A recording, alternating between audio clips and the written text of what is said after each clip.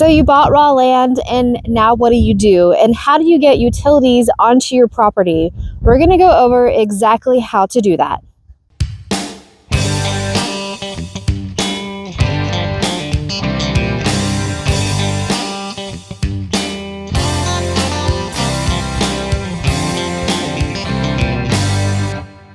Hello, welcome back to Honest Hippie Homestead. In this episode, we're going to talk about how to get those essential utilities onto your property. Now, you always have the option to just leave your land alone until you can do something with it. You can also not live on it and use it for just livestock. Or you can do the option that we chose, and that is to build it out, and you're going to need utilities for that. In order to start living on your land, you're going to need a few utilities right away. Electric, water, septic, possibly gas if you're going to do that, which we opted not to on our property for right now, and then a driveway so you can get to and from your house. So the company that we use for our home allowed us to use their guy to do the dirt work and the foundation, but all other contractors like electric, well, and septic, we had to find on our own because the people that they used, we were outside of the range of area that they would contract and work in. Now, they did meet us out at the property to kind of help us pick out the layout of our land and where we wanted to put the home. That way we knew the distance to show and tell all the other contractors that we had to find on our own, because a lot of the work is measured or charged by feet. Obviously, if you know someone in this area who has already done this process and has referrals for you, you're already ahead of the game. But for the rest of us, it comes down to knowing your location, who will come out to that area, and who has good Google reviews. One of the things that you need to know for sure before you even start calling and getting quotes is the soil type. A lot of this utilities is going to take digging on your property, and knowing what type of soil you have will definitely help whenever you're getting quotes and we're going through the referrals and stuff to make sure that they can work with your type of soil. We have sandy loam soil, and there were a few well people that were not able to dig a water well for us because they didn't have the right equipment for that. So know what kind of soil you have.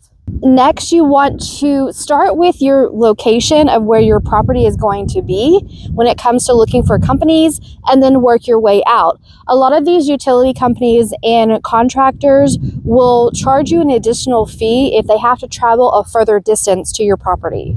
And I took the time and did the research and read all of the Google reviews. Anything that was below a 4.7 on the 5-star rating, I didn't even consider. So all the contractors that came out and did our work on our land had a 5-star rating on Google.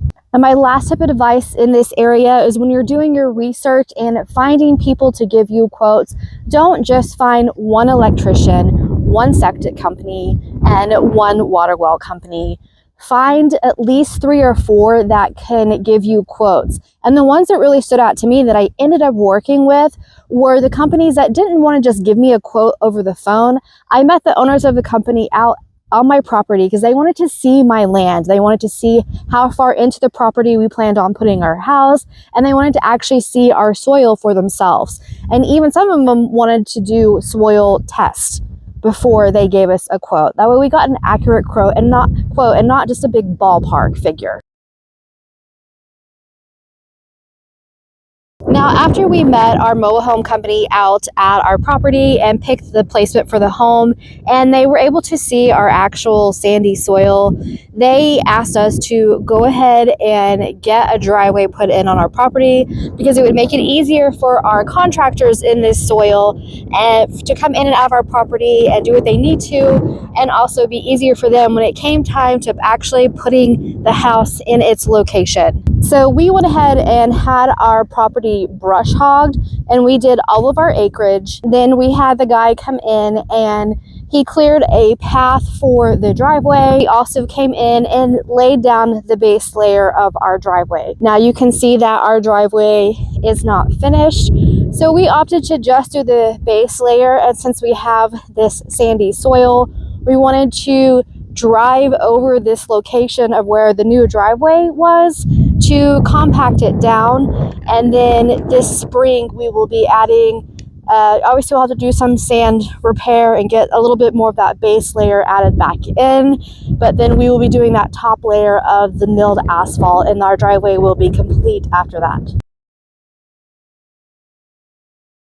One thing you want to do the day that you close on your land, or the next day if it's late, you want to call your electric company and get that process started, because you have raw land, it more than likely doesn't have electric, and you are at the mercy of the electric company to get electric to your property. They're on their own schedule, so the sooner you notify them, the sooner they are aware that there is property there that needs electric, and you can get on the list. I have heard it taking days to weeks to months, and I have some friends who had land and were living in an RV on land with no electric, and finally, after over a year of not getting anywhere with the electric company, they gave up. So the day you close on your land, call the electric company and get that process started. Where we're at is a neighborhood that has 3 to 10 acre plots. And when we first started looking at the land, there was no electric. And in that process of closing the land, we lucked out because the electric company came and had installed these to get ready for turning this into a country neighborhood. So you can see our box up by the street at the start of our driveway. And because of a pipeline running through our property, we ended up having to go pretty far back into the property to put our house. So there is another box back here in the backyard, that right here, that is part of the electric. So they charge per feet to run it from that box in our backyard all the way down along beside our driveway to the box on the street. Just know that that is an extra cost that you may incur depending on how far back into the property that they have to run electric to your place. The electric company itself is responsible for running that line from the street up to by your house. Then you also have to have an electrician, and that's where they come in and put in either an H-frame or a box. All right, now having an idea of what all you want to do with your property is really helpful, because it's easier to set your H-frame or your box up with what you will be adding to your property versus having the electrician come back out later and modifying what you started with to accommodate how much you're growing. So we knew that someday we want to buy an RV, that we want to have a shop and a greenhouse added to our homestead.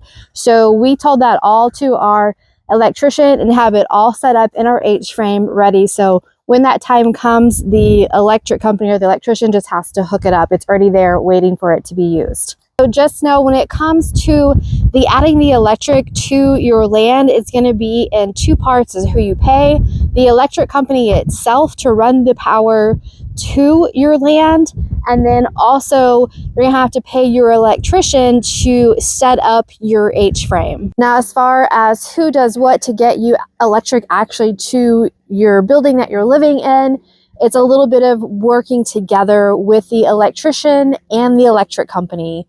The order of process that worked for us, or happened for us, is the electric company had already put the little green box at the end of our driveway, and we knew where we wanted to put the house. So I had the electrician come out and install our H-frame. And then I called the electric company and I let them know that our electrician had installed the H-frame. So we were ready for them to hook up electric all the way back into our land. So the electric company came back out and they ran the electric from the green box at the end of our driveway to this green box here back behind me, and then from that box to the H-frame. Once that was all set up, I had to call the electrician out again after our house was delivered, and had our electrician who installed the H-frame hook up the electric from the H-frame to our house. And then after that, we finally had power to our home. The first utility you want to get on your raw land is electric, because next is water, and your wellhead is going to require that electric to work. Now, when it comes to putting in your well water, there are a few things that go into that. Obviously, knowing your soil types, you have a company that can dig in the type of soil that you have. Some soil types, like if you have a lot of rocks, are going to be more expensive to dig than we have nice sandy loam soil, so it's very easy to dig in our type. Another thing to factor in the price of a well is how deep you have to dig. So a good thing about going with a company local to where your property is, more than likely they have put a well in that area before, so they know about how far they need to dig down to get to that water. You can also ask neighbors if you are contracting in a well company that hasn't done very many wells in your neighborhood or in your area. If you have neighbors that you can catch outside, more than likely, especially in the country, they're going to be friendly and they're going to know how far their well company had to dig to get down to their water. So type of soil and depth will have a huge factor in that pricing when it comes in to putting in a water well. Another thing that you need to think about with your well too is the location of where you're going to put it on your property. If you have land that goes on a downward slope, you obviously don't want to put your well in the downward valley area, because that's going to be harder for your well to pump and push the water up your property. We went with a spot on our property so that was further back on our property and close to the house. So it's just across the driveway. We could have put it in the backyard because that is a higher raised area. So flow wise, that makes sense to have your well in a higher elevation than what your house is, it just helps it flow easier. But we also want to use the front 2 acres of our property for garden. So we wanted to have the spigot kind of in the middle of our property where we could reach the backyard if need be. The water line isn't too far to the house, but we can run a hose and get to our garden. So when it comes to actually getting water to flow into your house, this is how it breaks down. So the well company comes in and digs your well, and then you can have them put in the wellhead. You can do that yourself. I don't feel comfortable doing that, so we opted just to have them install our wellhead for us, and we have them install the spigot as well. The well company also runs the line to your house, and with our well company, which I assume is standard for most well companies, that line is only a certain number of feet. And if you want to go beyond that, they charge you an additional fee for each foot to run that line to your house. Now, the well company doesn't actually hook the water up to your house. They'll leave a hose sticking up out of the ground. And then that's when a plumber will come in and you have to pay an additional fee to a plumber to attach that water line to your house. But I'll get to that part in a little bit. If you want to add those utilities to your property before your home is there, you can. That's just where placement really comes into factor, because they definitely, if you're doing a mobile home, they need the space to be able to move and maneuver your home into place without having to worry about hitting your H-frame or your well or running over your septic. Now, you can do 2 types of septic systems. You can do the aerobic or lateral lines, and I can't really tell you what is best and all that because I don't know enough, but I can tell you what led us to making our ultimate decision. We originally wanted to do an aerobic system in the front yard. That way, whenever it went off, it was spraying fertilized water on our front yard, and we can have nice green grass. If we mentioned in one of our other videos that right after closing on our land, some pipeline flags showed up right in the middle, and that was in our front yard. So we could no longer do an aerobic system in the front yard because of that pipeline. The only option was, because of the placement of our house, was to put our aerobic system in the backyard. And we didn't want to do an aerobic system in the backyard because we plan on having chickens, and I don't want that chemical fertilized water spraying on the grass in the areas that we plan to have chickens free ranging. So we switched to doing lateral lines in our backyard, and we have them placed a few feet out from our house and kind of in an area that we won't be using much in the backyard. Also, because of our sandy soil, we opted to wait until after our mobile home was delivered before we had our septic system installed. We went with those lateral lines and tank under the ground, and we have that sandy soil. And there is a possibility with the trucks maneuvering the home, if it were to run over any part of our septic system, that it could crash and smush our septic system in this really soft soil. So we did wait, and that was the very last thing that we had done was our septic. So we did electric first on our property, then we had our well, and then our septic system was the very last thing that we have installed. Now, as far as what all the septic company does is they will, dig and put in your septic system, whichever type that you're doing, and then they will have pipes coming up out of the ground close to where your home is. And then that's it for the septic company. To actually attach the septic lines to your house is going to be a plumber, which is an additional fee. So to get a running septic system into your house, you will pay two separate people, a septic company and a plumber. So we've gone through getting electric ran onto your property, getting a well put in, and having septic put in. We still need to have the water and the septic line hooked up to the actual home. And the person that did that for us was a plumber, which we weren't really informed about. I guess didn't really think about that. So that was an extra fee that we never factored into our budget when it came to getting onto the property and living on it.